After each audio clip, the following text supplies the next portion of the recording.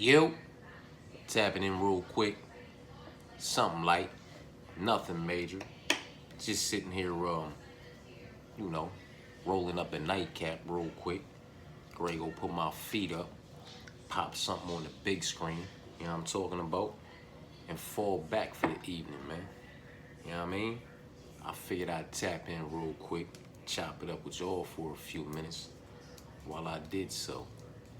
And, let's talk about some of these money lines, man.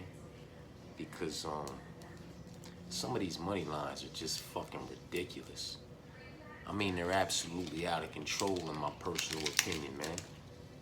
We are giving individuals such as Isaac Delgarian, who was only 6-1 up against opposition with combined records of, where's it at?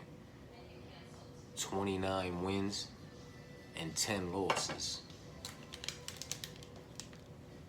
Not to mention he just lost to Dana White's little prospect killer, Christian Rodriguez, who just lost to my homie, Julian. But we're still putting a minus 1,800 price tag next to this young man's name. Some of the GOATs, some of the absolute GOATs, I'm talking about John Jones, Anderson Silva, George St. Pierre. You know, I'm talking about Jose Aldo, Demetrius Mighty Mouse Johnson. You know what I mean? Like, come on, man. Some of the absolute GOATs, even the ones before them, the Matt Hugheses, the Chucks. Like, I mean, some of the absolute GOATs of the divisions, man, that made the UFC what the fuck it is,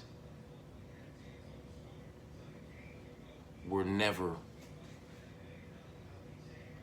given price tags such as some of these price tags that these new individuals, prospects, are getting put next to their name, man. Maybe it's just me.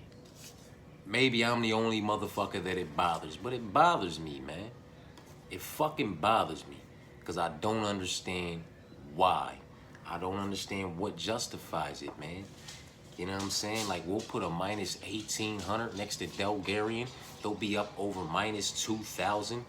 You understand what I'm saying to you? We'll put a minus 1,100, 1,200 next to Kong and get, and listen, granted, I get it. She justified the price tag via getting the finish inside the distance in spectacular fashion. So hats off to her.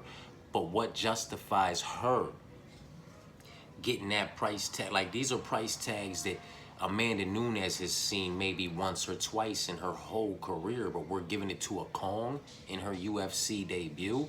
And I get it. I get it. She has a kickboxing background. You know?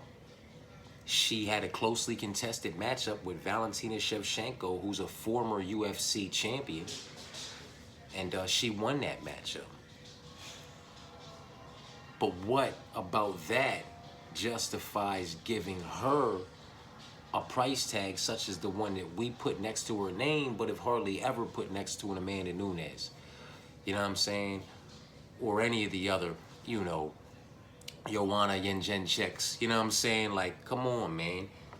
Valentina Shevchenko in her own right. Like, some of these GOATs have never had these price tags next to their name, and if they have, it's been one or twice in their whole career, but we're giving it to UFC debuters who've essentially been up against nobody.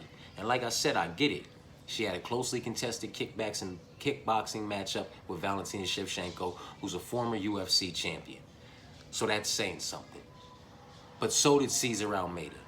Cesar Almeida had 3 closely contested kickboxing matches with Alex Pereira, who is not a former, he's a former middleweight champion, current light heavyweight champion, current he's a 2-division UFC champ.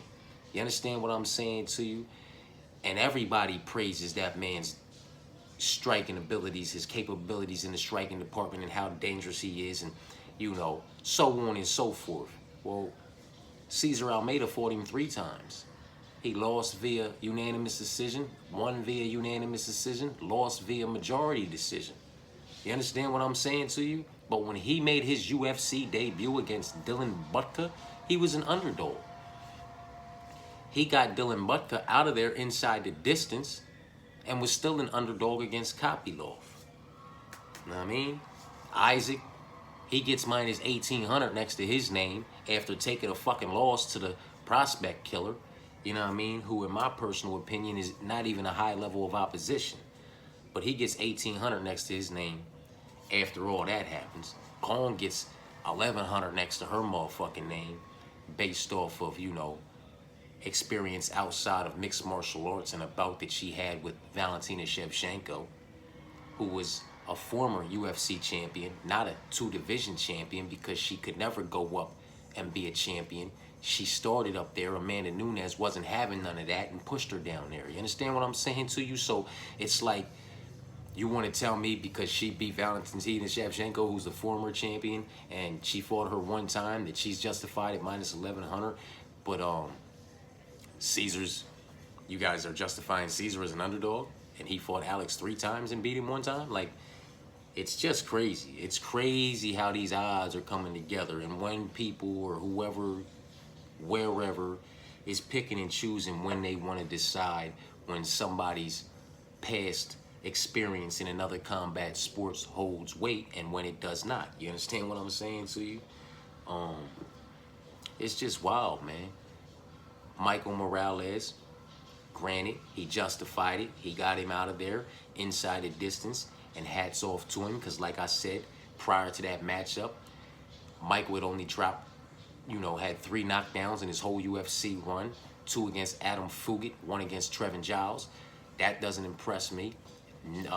Neil had only been knocked down once in his last 12 fights within the last 5 years.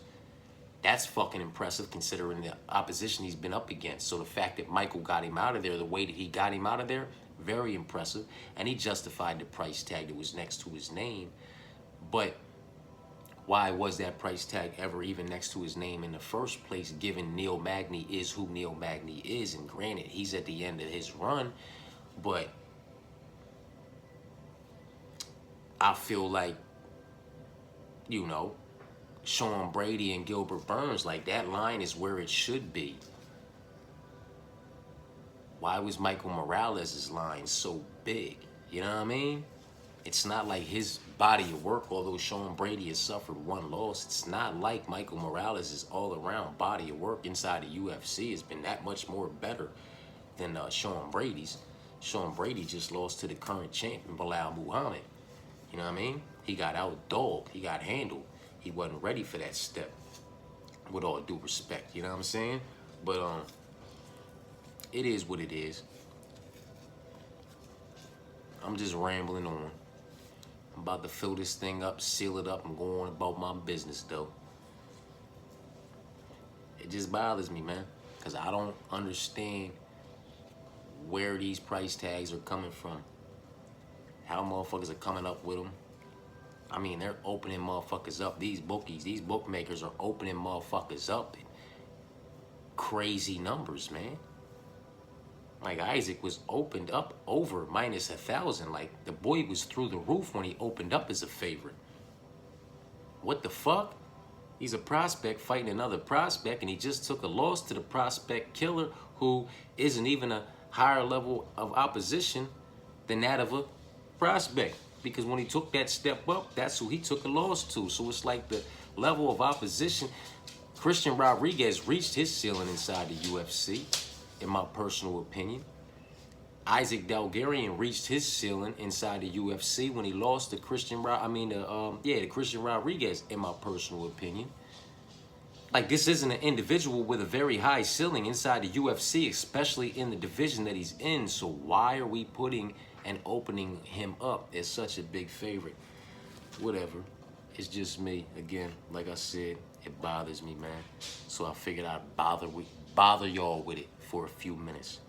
But I'm gonna go ahead and get out y'all way, man, because we creeping up on 10, and I already tapped out for the evening. Now I gotta tap out again. You know what I'm talking about? Appreciate y'all, man.